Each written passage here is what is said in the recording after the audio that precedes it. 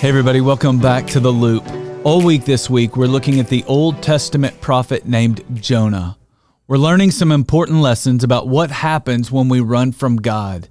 Today, I want to show you what happens, though, when we turn to God.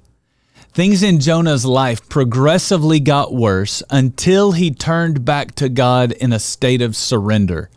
The story begins and Jonah is running from God. He gets caught up in a violent storm.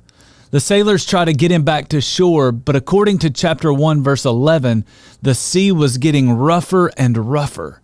In verse 3, the men did their best to row back to land, but we're told that the sea grew even wilder than before. At the end of chapter 1, they have to throw Jonah overboard. In chapter 2, verse 3, he says that God hurled him into the depths of the sea. Waves and breakers swept over him. The deep surrounded him. According to verse 5, seaweed was wrapped around his head.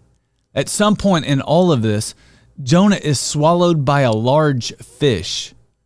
Things progressively got worse until Jonah stopped running from God and turned back to God.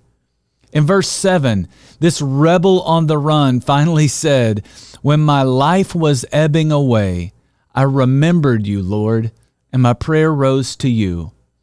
Then in verse 10, we finally read this, "The Lord commanded the fish, and it vomited Jonah up onto dry land." If you're running from God, my concern for you is that things are going to get progressively worse until you stop running and turn back to God. God is not trying to pay you back. He only wants to bring you back.